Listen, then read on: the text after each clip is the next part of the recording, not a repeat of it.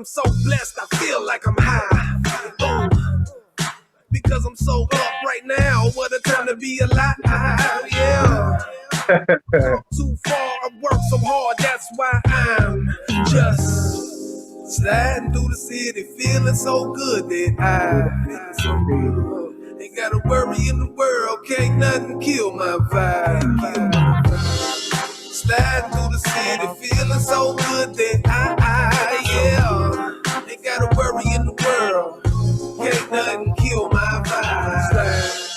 Slide, slide, baby, slide. Come on, I said slide, slide, slide, baby, slide. Come on, now just slide, slide, slide, baby, slide. Come on, I said slide, slide, slide, baby, slide. Now let it vibe. Yeah. Welcome back from commercial. I have one of my favorite guests, and I can't tell you, I know I spoke about it last week on the episode that you listened to, but damn, it feels good to be interviewing this man. Welcome to the show, Cooli Booli. Hey, thank you for having me, sir. Yes, sir. Oh, hang on one second. I turned off your hair. There you go. We're back up and running. Me, sir. Yes, sir. Cooli Booli. I can't believe it, man. It's been a long time coming.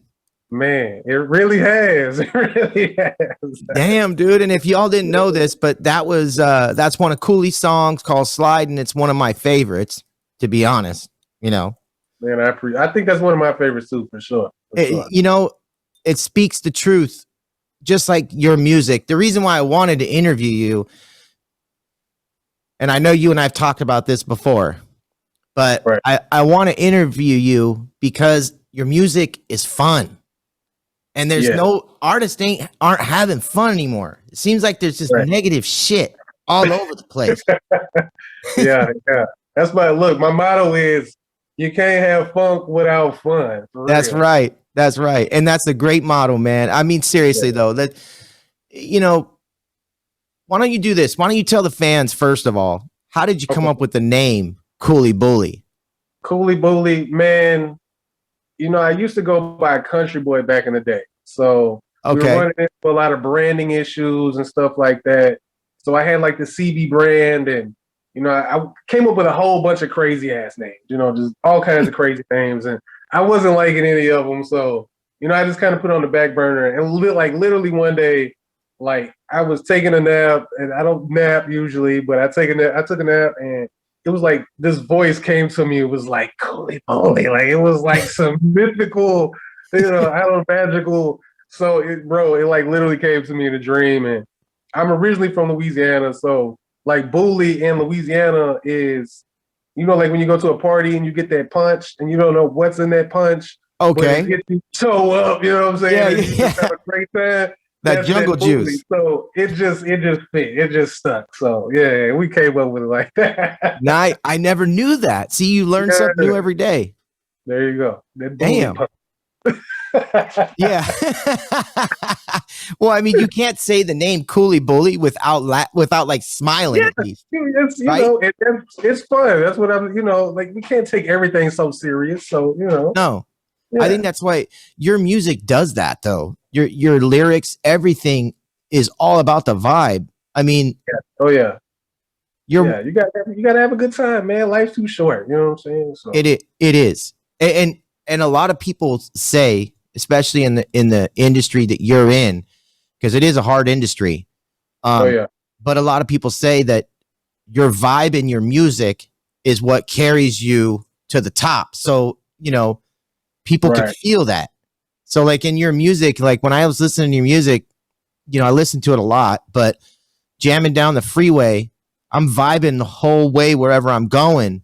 Oh yeah. Having a good time. You can hear the fun in your voice though. You're having fun doing it. Yes. Yeah. I mean, if you're not having fun, then you must not be doing something right though, you know. Right. Right. So also, I mean, so you had a pretty shitty childhood too, right? Yeah. I come from pretty tough times. You know, I got a crazy story. Yeah. Sure. Mom and dad, they still in the picture? Mom is, mom's not doing too. Her health's kind of bad, you know. Oh But man. She's still around. But I mean, we're not on best terms. But you know, that's still mom. So Yeah. you know, it is what it is. But no, I haven't seen dad probably since I was like 4 or 5 years old. My brother actually talked to him. I got two older brothers. My brother talked to him a couple years ago, and he tried to write me a letter, just trying to like apologize. You know what I mean? But Yeah. it just didn't seem authentic. You know, I guess well, it his seems like health isn't good, and he's kind of on the way out. So he's trying to, you know, and I don't know. We're a stranger at this point. You know what I'm saying? So. Well, dude, family can be your worst enemy, though, especially for us. Yeah, it's been tough, you know what I mean? But I just try to do better now. I try to do better, especially 100%. with my wife. You know what I mean? Like I just try to do the best I can and show them a better way. You know what I mean? So yeah, they taught you without knowing they taught you. Right. I'm in the same boat. You know, it's exactly the same thing for me. I mean, me and my father finally have a relationship now. But we didn't have the best relationship growing up, right? Like I never saw him. Yeah. So it was like, what was it, you know? And then, like I said, family can be your worst enemy for two guys like us, just because we have dreams, we have passions that we're following. We're like actually doing what we want to do and not what they expected us to do, you know? Yeah. I don't need to be hauling down fucking cement bags and shit like that. I ain't no, you know, I'm not grabbing a fucking nail gun, okay? Yeah. I'm doing it a different way, homie. And I mean, and that should be okay. You know what I mean? As long as we're not out like killing people. You know what I mean? Like, yeah. I think we both did good. Yeah. Hey, we can always be worse. You know? Hey, you know what? We're both there for our kids, right? And we're there for our wife. We already broke those generational curses. So hell yes, we did. And I tell you what, I ain't gonna let that shit come back either. That's that fucking voodoo spell. You got to get rid of that. Right. Yeah. Keep that away. Back, yeah, dude. I mean, well, you and I mean, and then you also had some sickness too, like super young, man. I mean, you had some shit. I mean, you definitely have a reason for your story, right? Right. Yeah. I mean, I got diagnosed with ulcerative colitis when I was like 5 years old. So, and it was crazy because then I was like the youngest kid in Texas to ever have it. They kept testing me because at that time, when we moved from Louisiana, we were living in Beaumont, Texas, Port Arthur area. And they didn't have the best hospitals at that time in like the early 90s, you know what I mean? So they kept testing me for other stuff. And I was losing a lot of blood in the process. It was, you know, holy and like shit. I almost died, you know, because they were testing me for the wrong thing. So one doctor was like, man, finally, like, told my mom, like, man, take him to Houston, get him to Texas Children's. They figured out what it was, you know what I mean, and started treatment. But man, I fought that stuff for like a good 7-8 years. So I was about 12, 13. But I was like on like 21 pills a day at one time. And up to that point, I was on chemotherapy. They were like trying all these experimental drugs that messed up my heart. I had to have a heart surgery. Like, it was crazy, but it ended up getting worse and worse. So eventually I ended up having to have multiple surgeries. And bro, they took out my whole colon. I don't have a colon large intestine. They took it out. Like, so do you have a bag? I had a bag for like 2 years in the middle of them because they were like going in reconstructing like my guts, like my plumbing. You know what I'm saying? Like, yeah. My plumbing is a little different from everybody else's, but they had to go in, redo all that, and then finally, after everything was done, they reconnected everything. I'm back, you know what I mean? But I don't have a large intestine anymore. So it was so diseased, and they said you can live without it. So, but they told me I wouldn't live to be past 25, and I passed that shit a long time. Yeah. Well, like the crazy thing is though, like when I read about that, because I was studying a lot about you. Right. So when I read that you had ulcerative colitis, not a lot of people know about what that is, and they still don't. And I had a really like a father figure, someone that I grew up around, one of my mentors in business. His wife got it, and she called him one night and said, like my stomach, I'm dying, like my stomach is killing me, and she couldn't figure it out. Multiple doctor's visits, like, and I think they finally did exactly what they removed an entire section of her intestines and her colon, and she was in a bag. And I think they did get a temporary thing, or not like temporary, but they put a fake one in there basically, right? Like, so yeah, which is fucking wild. Science is fucking crazy, wild, bro. isn't it? Yeah, so they took out like, because your large intestine is like 4 feet long, Right? And your small intestine is like, I don't know, like 20 or 30 feet long, but they took out the whole large intestine and took out like 4 feet of my small intestine. Jesus Christ! And like after the first surgery, it was crazy because I was in like, I think 6th grade at the time. I was in middle school, and I tried to go back to school because I was sick of like homeschooling. Like it was, I didn't like it. And then they accused me because I was like, I don't know. I've always kind of been like a smart kid in school and stuff. So I was doing all my work. They accused my mom of doing my work for me. So my mom was off. She went off. What? So I went Where do you back come off saying that? Bro, it's crazy, right? And so I went back to school, and I don't know, like the first day, like I just felt like my heart was racing all day. I was like super anxious all day. So I go home, and I told my mom. She called my doctor. They were like, yeah, take him to like Walmart or something, check his blood pressure, because back then we didn't have that shit at the house. So we go. I hook it up, and it like my blood pressure's cool, but my heart rate was like 230. Well, what year was this? This was probably, I was in 6th grade, bro. I don't know. It's probably like 99, 98, 99. Yeah, they didn't have shit for medicine. Yeah, so, they were like, we called our doctor, and it was like, man, his heart rate's like 230. I mean, if you're full jogging outside, your heart rate to get up to like 180, 190. Right. Like a full-blown workout. And they're like, no, that can't be right. Take it again. Took it again. No, it's 230, so they were like, rush him to the hospital. They get over there, like, they're freaking out, you know what I mean? And damn. Yeah, it was crazy. So basically, what that was called was ventricular tachycardia, which your heart beats too fast and it's big beats and all this crazy shit. It was because they overdosed me and gave me too many of all these medicines to fight the ulcerative colitis, Wow. So, yeah, they had to give me a shot of this medicine called adenosine, and it stops your heart for like a few seconds. Oh my God. Bring out the paddles just in case it stops it for too long. And the doctor was like, hold on, because it's going to feel like an elephant's going to sit on your chest. And I was like, bro, I'm like 11, 12 years old. You know what I mean? Yeah, don't freak me out. They give me the shot, and it feel like I got a Hadouken to the chest. Like, yeah. Hadouken. Bro. Craziness. Oh my God. It went down, and then my heart rate shot back up to like 250, 260. And then like at that point, bro, like I was on the verge of having like my heart blow up and I was gonna die, So the doctor freaking out, and he was like, man, let's try it one more time. I've never done this 2 times, but at this point I don't know what to do. So they did it. It got it down to about 180, and then like they life flighted me downtown and they put me in IC. It was crazy. This crazy. Wow. I mean, do you still have like flashbacks? Do you go to therapy for that? Or, I mean, no, just a lot of years of drinking and partying. Yeah. You definitely did what I did. You took the high road. Yeah. That's life, you know what I mean? So yeah. I don't know. I guess it just made me who I am, made me a lot tougher, and I just look at everything a lot different. I'm just grateful and thankful to be alive, so. It's, you know what? I'll admit it. I go see a therapist only because I don't want to go back and do drugs anymore. Yeah, I really don't. Like, if I was doing drugs, I wouldn't be talking to you right now, and we wouldn't be hitting it up on Instagram and being buddies. You know what I'm saying? I'd be in a motherfucking bridge shooting up right now.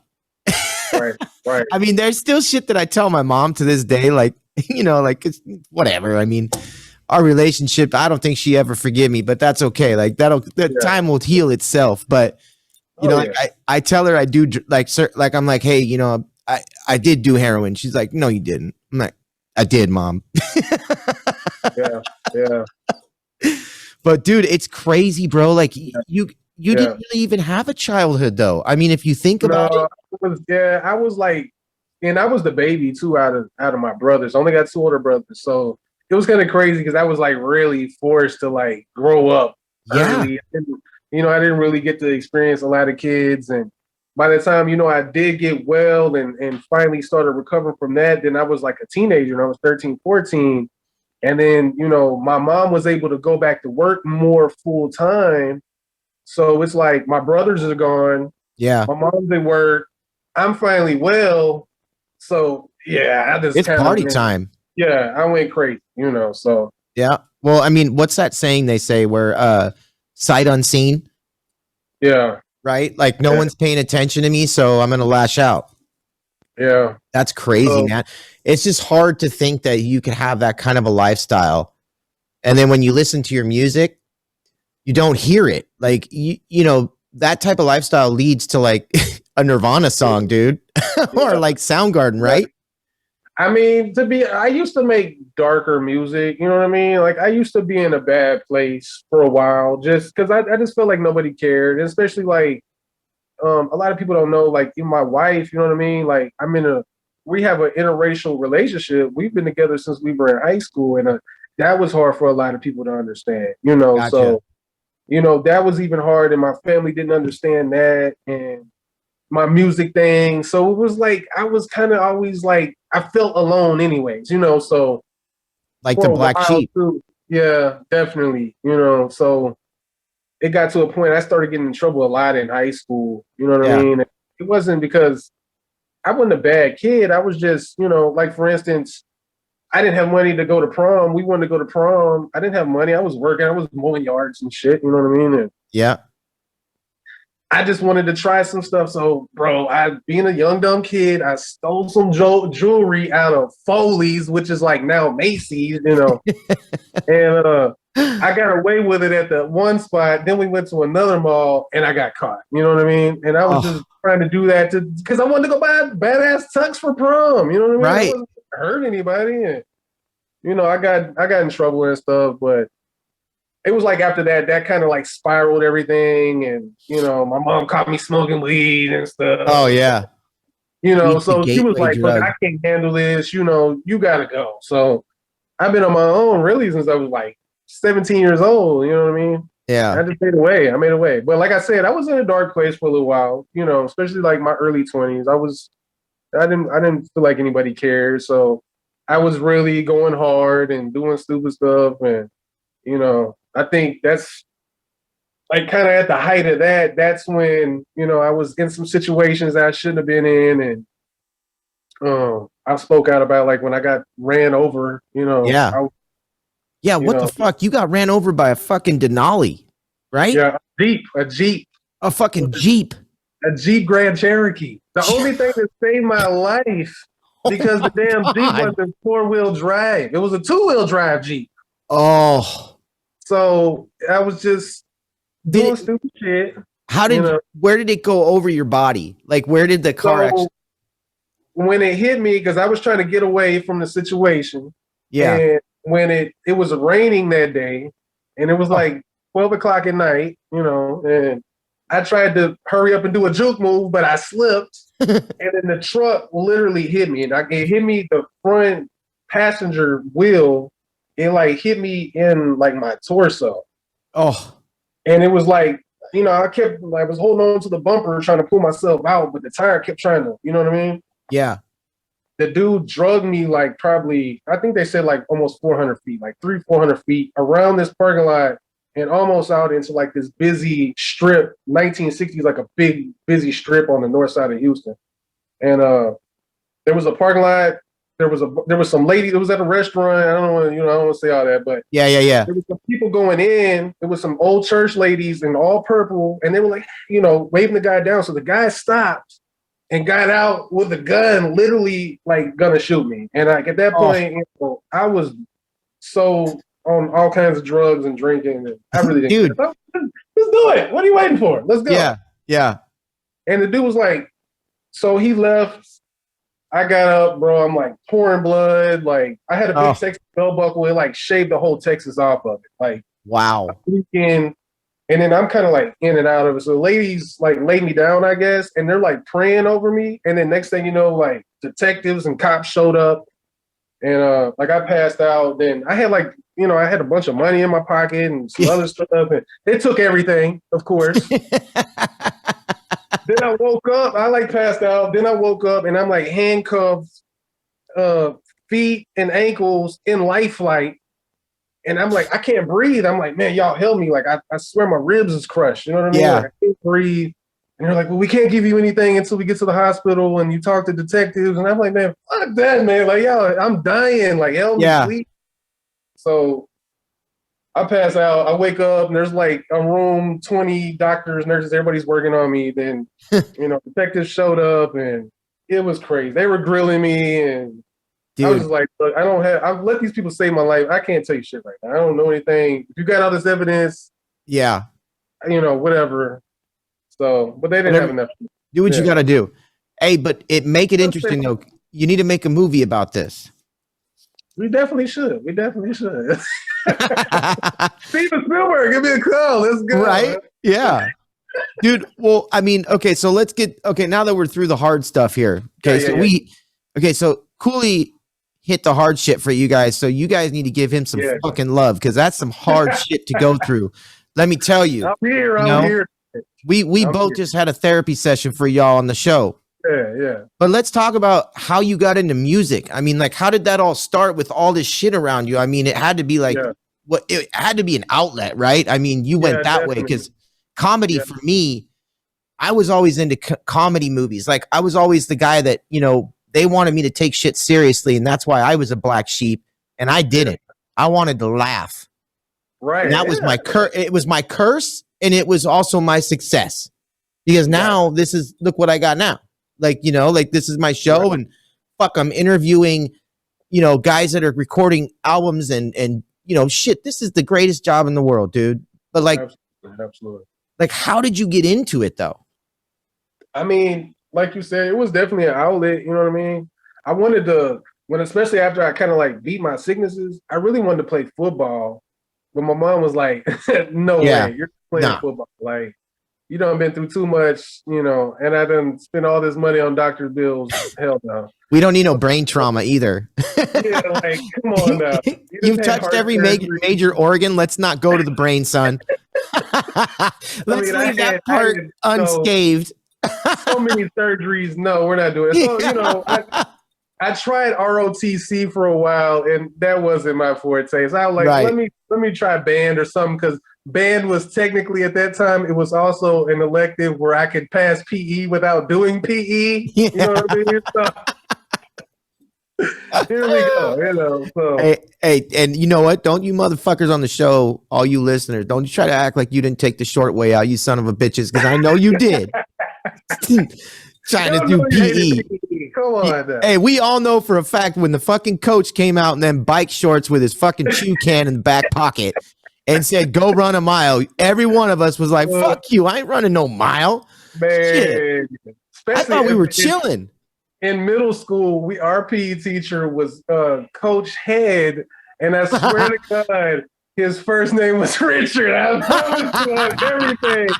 So he used to get blasted. Oh, Richard Head. Oh, my God. You couldn't have a better story in the world. Oh, my God. I swear. I could write a book about that guy. Man. Yeah. So Richard Head. Craziness. So how are you going to take that guy serious when he says go run a mile? Hey, you better listen to me. You better get it done. Yeah. No. Hey, I'm fucking serious right now. Okay, Coach Richard Head. How do you not start laughing? Dick, you're being a dick again. Yeah. Oh man. So I mean, just do that. I kind of took. I didn't really take music as serious back then. You know what I mean? But definitely getting into high school and stuff, I got into like drumline and playing drums and stuff. So, and I don't know. It just kind of came to me. Like all my friends in the neighborhood was like rapping and trying to rap and doing stuff like that. I started off by like making beats. Yeah. And I had the only recording studio like in my neighborhood. I had like an old Windows 95 or 8 or whatever it was. Acid Pro. We're cutting records. Who with their we're doing music. So I don't know. It just kind of transpired from that, and man, here we are today. So evolved from all that. How many actual instruments can you play? I can play. Well, in high school, I played drums, like xylophones and keyboards, marimbas, all that stuff, all kinds of percussion stuff. I'm mostly like a percussionist. So that's why you're funky, though.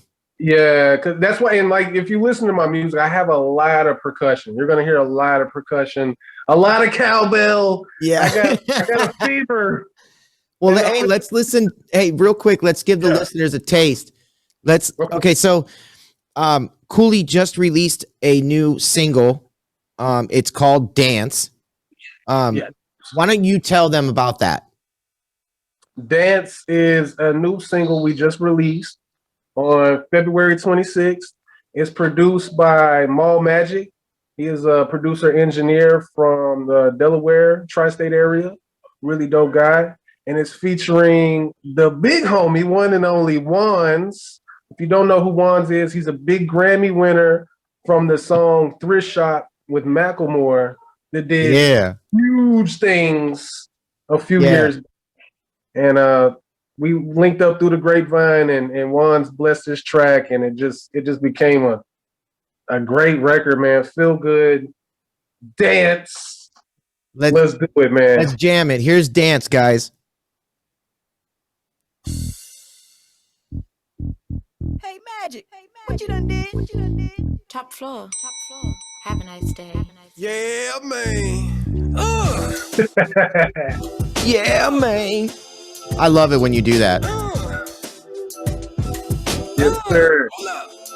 Hey, Cooli. Feeling good, I'm looking better. Rabbit fur hat with a peacock feather. Ooh, I stay suited and booted, my lungs polluted, pockets looted. You can try to copy paste, but can't do it like me. CB2 original. Let them drown in my wave, trying to chop my style. From the bottom, so stopping ain't no option. Never flapping when I'm dropping. Always keep the party rocking, From Seattle to Texas. So player, I can sell mustard to catch up. 6 moves ahead, player catch up. Feet on necks, and no, I won't let up. But that's neither here or there. Mama, go ahead and shake that derriere. Shake it fast so you can get up and slow dance. Cooli smoother than the mask, minus the romance. This music got me going crazy. I think I stole somebody's lady. Get up on the floor. Dance to my shit. Get up on the floor. Dance to my shit. Who can dance or jam with your fine ass? Let me pour a little crown in that wine glass. That'll brighten the mood. Kick off your shoes and do what you do. No judgment. Yeah, I know I'm kind of pungent. Excuse the weed smell coming from this weed. No, this custom. Never reset. Tell that G shit, she loves it, Most good girls do. Bad and bougie, what girl I am too. With some pecan shoes, but I'm never too snooty to get up and move your hip. 1D, or move with the road. Baby, you got nothing to lose. You know I stay the cleanest, go to mouthpiece. My game is the meanest, believe it, I said. This music got me going crazy. I think I stole somebody's lady. Get up on the floor. Come on, dance to my shit. I said, get on the floor. Get up on it. Dance to my shit. You can do it. Feel the groove. Get up on it, baby. Bust a move. You can do it. Feel the groove. Get up on it, baby. Bust a move. Like the beat, let it drop. Take it to the flow. Drop it like it's hot. I said, like the beat, let it drop. Take it to the flow. Drop it like it's hot. Come on. This music got me going crazy. Got me going crazy. I think I stole somebody's lady. Get up on the floor. Come on, dance to my shit. I said, get on the floor. Get up on it. Dance to my shit. Yeah, baby. Damn, I love that song, man. That is, god damn, that's good. That is fucking funky.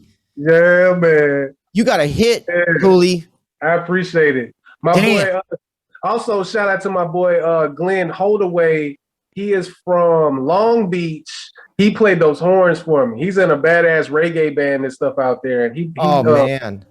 Yeah, he played the horns for us on that track. So, and he's a Grammy nominated horn player too. Badass musician, man. Shout out to my boy Glenn Holdaway.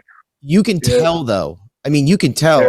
Listening to your music over time, like this is kind of a culmination. This song right here, of all the shit that you've done in your career. I think, like, in my opinion, all the songs I listened to, you can tell the professionalism in this one.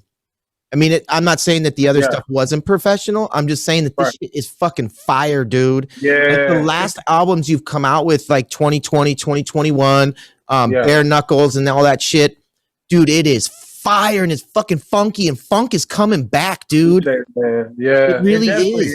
It definitely is. Like how long does it take for you to write a song like that? I mean, how long? It's epic.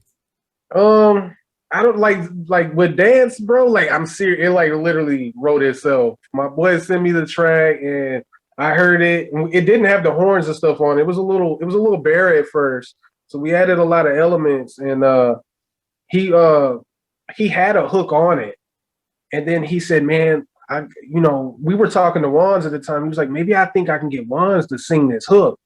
So they Wands laced it up, sent it to me, and I was like, oh, bro. Because it was a little, like, I'm not going to lie, like, the beat's a little weird when you first hear it, especially if you hear it with no vocals. So it was a little hard to catch it at first, but then after we kind of got in the groove, I jammed it a few times. Like, it just literally wrote itself. I wrote it like one day.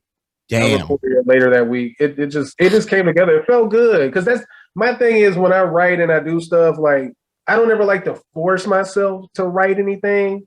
I like to like kind of let it. You got to let it come organically. Mm-hmm. So, he sent it and it was, they called it dance. And I was just like, it put me in that groove, bro. Like literally like The Mask, like a scene from The Mask with Jim Carrey. You know what I mean? Yes. And I was like, that's my whole thing anyways. I love that shit. So I was like, I just feel like this is like a scene out of a movie. So I was like, how could I swag that, So. Oh, you definitely did. I got to tell you, man, I'm going to listen to the song to death just because, dude, I love funk, first of all. Every stream counts. Don't worry, dude. I'm boosting it right now, bro. I got your SEOs and all that shit and all the back end stuff. No big deal. Yes, sir. I appreciate it. No, but dude, you know how bad I wish I had a talent like that, dude, to be able to write music like that. And then the other thing that sets you apart, I think, is the fact that your voice is so different, man. Like it fucking hits, bro. It's like that DMX effect with funk behind it. And imagine if DMX had funk, dude. Right. He'd have a whole nother world to play with, but he couldn't handle it. It took me a while to kind of like really find my voice, you know what I mean? Yeah. Because I came from like a hip hop background. We used to just rap and like be real chill and mellow, but you know what I mean? Like I was actually, I gotta say this. My guy, I was working with Ronnie King out in LA a few years ago. We was actually in SoCal. We was in Indio, yeah. Indio. So right by Coachella and stuff. We were out there working. I know exactly where that's at. We were working on some, like, that was when I first started doing like some funk tracks. And he was like, man, I hear something in you. And Ronnie King, he's like a big Diamond Award winning producer, bro. Like worked with everybody from like Death Row to Mariah Carey to you name it. You know what I mean? Sublime, all kinds of badass people. So right. He's like, man, we were out there partying, recording, and he was like, man, just push it, like dig deep. Like I hear something in you, like something I don't think that you even know. And he was like, okay, we did it. We kept recording. He was like, man, dig deeper. Like imagine like you're on a sold out show. It's 12 o'clock at night. Your rent's 2 weeks past due. You know what I'm saying? So I was like, I did it. I did a take, and I was just like, I hit it with that. And he was like, yeah, that's it. That's it. That's what you need to do from now on. So it was like, okay, you know what I mean? Like, all right, let's run it. You know what I mean? Dude, that's your flavor, though. Yeah. I mean, it's epic. There isn't another voice like that tied with funk or any type of hip hop beat, dude. It's epic. Right. And like, like the thing, it's funny to me though nowadays, because I know you know this. You and I talked already. I know that you're a big rock and roll fan. But if you've noticed how hip hop people are starting to get their crowds to act like rock and roll fans, where they're getting the beats dropping and they're trying to get them to mosh and do the fire up and the kicks and the punches. They want bloody faces just like rock shows because it's such a rush to feel that. It's a different energy for sure. You know what I mean? Like it is. And I've watched Well, I've watched your live shows though, because and I watch the other artists that that go before you, and they play their set, and then you come out with this like mash them up. I mean, it's like watching Slipknot open for. It's like watching them open for fucking Metallica, dude. Like it's just not the same. It's like Mariah Carey just went out and sang a ballad, and then you come out and just mash that shit. Like I love it, dude. Yeah, it's the gift of the curse sometimes. It is, but it's you know what though, it works, man. And honestly, you guys, you can catch dance on almost every platform that's out there right now. You stream it on Spotify, Amazon Music. Everywhere. Hit that shit and listen to it. Make it yours. Dance to it. The name is called Dance. So have fun with that shit. Cooli Booli with an I, no EY, featuring ones. Y'all go check it out. Yes, sir. I love it, man. And then we got the new album that dropped too in December. That's Funk the World. Yes, sir. Yep. That's the Funk the World, baby. I love that. That album's got some shit on it, bro. You can listen to it for days, man. Man, I appreciate it. Yeah, that's what I was really trying to go for. Was like a classic, like if you put on like an old Creedence or Hendrix record or Rolling Stones, you can really go through every song and jam the whole project. You know what I mean? Yeah.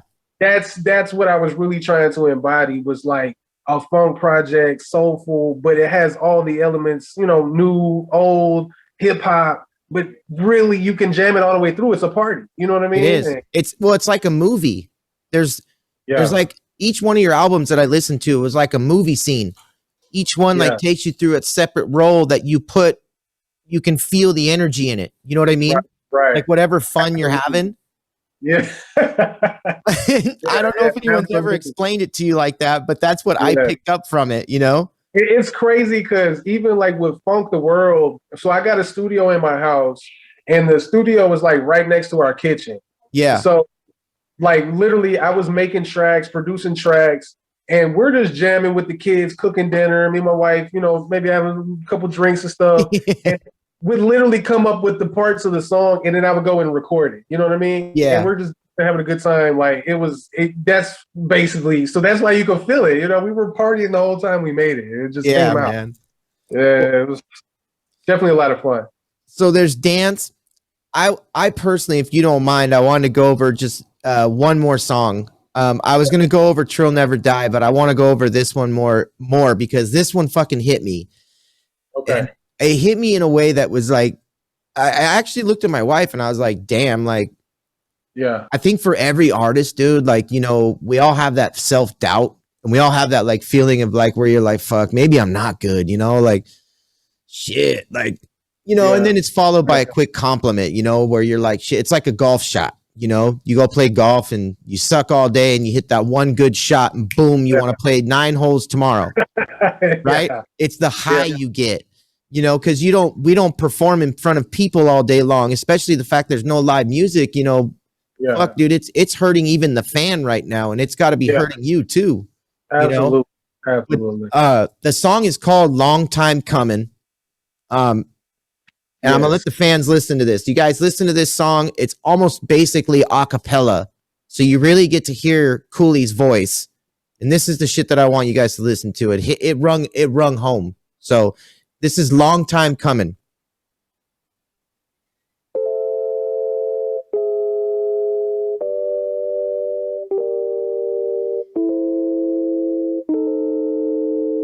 Yeah. It's been a long time coming. Yeah, it's been a long time coming. It's been a long time coming. Yeah, but I'm coming. I promise. Always go hard, but stay honest. Always wreck the scene, but always pay homage. I'm from the school of hard knocks, no college. The man-made books couldn't give me the knowledge I got. It's from living and learning. Well, more like these days from all that working. Yeah, but one thing's for certain, I got something inside of me that feels like it's burning. Man, that's for sure, not probably. Yeah, maybe it's just the God in me. Yeah, I feel like I could rearrange geography. Just wanna spread my truth before they give me a lobotomy. Whoa, but let me end you on a good note, baby. Good vibrations is the antidote. Yeah, I broke the callus from my third eye. They feel entitled, but I really feel I've earned mine. Yeah, it's been a long time coming. Yeah, it's been a long time coming. It's been a long time coming. Yeah, but I'm coming. That's right. Been a long Man, time coming. yeah, I ain't damn this one in a Long while. time coming. It just hits, dude. It hits hard. I got it. It has to hit you even when you listen to it now. Yeah. You have to go back to that moment when you were in the studio recording that, and because I could tell, Man, all of your other. When I first wrote that song, I literally cried. Like I broke down and cried. You know what I'm saying? Because it came to me, and like I recorded it, and like it took me usually I can record everything in a few takes or whatever. You know what I mean? Yeah. And like that one, I had to like stop and go over it a few times. I kept getting choked up because it was like, man, I put my heart and soul into that one. You know what I mean? And it's gospel. That Brass Knuckles was a different kind of feel because I had a lot of people wanting that album. You know, I had a bunch of people like, man, we want to hear some more hip hop stuff. So I was like, okay, I'm gonna do it, but my own flavor. You know what I mean? So really, when I switched to Cooli Booli, I just really wanted to focus on primarily funk and soul and that type of music. So Brass Knuckles it's hard all the way through. You know what I mean? Yeah. It's got different flavors. And even with the title, I called it Brass Knuckles because what do you think about when you think about Brass Knuckles? It's like tough. Hard, tough, hard. You know what I mean? You gotta be up close and personal. Like anybody can pick up a gun, but you know, having some brass knuckles, that's some real G shit. You know what I mean? Exactly. And I really wanted to do something different like I've never done. So long time coming, I ended with that track on the album. And I just wanted to really put my heart on the line and just let people know, like, you know, it's been a long road for me. And no matter what the road holds ahead, I'm still going to keep coming. I'm still going to keep fighting. I'm going to show up every day. You know what I mean? Hell because yeah. at the end of the day, like the money and material shit, like I'm past that. Like I'm at the point in my life and my career, I really love and enjoy making music, but I really want to leave a mark on the culture. You know what I mean? I really want people to get back to appreciating music in a different way than just turn on like, oh, this is cool, I can jam this. Like I want to change people's lives. You know what I mean? Like even with my story, you know what I mean? If I can make it and come through the hard shit and make what we're making, then I want to inspire others to be able to do the same. You know what I mean? 100%. Well, you're speaking to the kids that are like me and you. You know, like it was hard, but there is an outcome. I mean, I always end my show on a final note, like a final thought. And that's kind of what I preach about, you know, like hug somebody, tell them you love them. You know what I mean? Like I listened to that song and I could feel like the fucking pain in your voice. It was like there was pain in there. Like that shit hit me hard. Like, and you know, music does that to me every now and then. You know, when you have the moment you're in the car or whatever, and all of a sudden you feel tears coming on because the song fucking hit you in a different way. Absolutely. That's what this thing did to me. I mean, you're definitely leaving your stamp on the music industry right now, because I'll tell you what, like to bring back a genre of music that's been kind of dead for a while, you know, I would have to say that you're kind of like leading the forefront on that, dude. Because when people start, dance is coming out, bro, like it's gonna be blasted everywhere. I mean, how many streams do you already have on it? I mean, right? It's climbing, it's definitely climbing. You know what I mean? So it's getting. People are loving it, you know. I don't have a big label behind me, you know what I mean? So we're pushing as much as hard as we can, but it's definitely every time somebody hears it, they're like, damn, like this makes me feel like this, or man, it gives me that Outcast vibe, or you know, whatever. Like 100%. I want to keep doing that no one else is doing, because I really feel like right now, and it's not to talk down on anybody, but it's just I feel like everything sounds the same right now. You know what I mean? It does. All this mumble shit, and it's just it's like so cookie cutter music right now. You know what I mean? Like nobody's really digging deep and pushing the boundaries. And I want to do that. You know what though? Like, I'm not gonna lie. Like, I listen to all this shit on, music now is so different because now to get good music or listen or find anything, you got to search through social media. Like you're looking in the fucking Wikipedia book. Yes. And every now and then you'll see an artist pop up that's like, okay, shit, they got a voice, they got this, and I hope to God they're not auto-tuning. You know what I mean? But it's like, if we don't, the only reason why this is happening is because live music is shut down, because live music brings out the ones who are actually artists. Right. Because the shitty ones don't make it. And I've heard some shit shows where it's like, this is garbage, man. And then someone like you comes out and it's like, fuck yeah, this is why I go to live music, because I want to hear the real ones. So, I appreciate that. Shout out to you, man.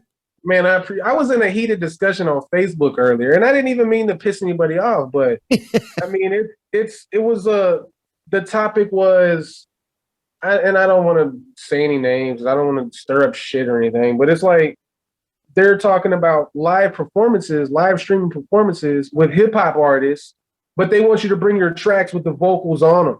Oh, and my point was, if they're doing the songs with their vocals already on them, then it's not a live performance. No. I mean, basically they're lip syncing.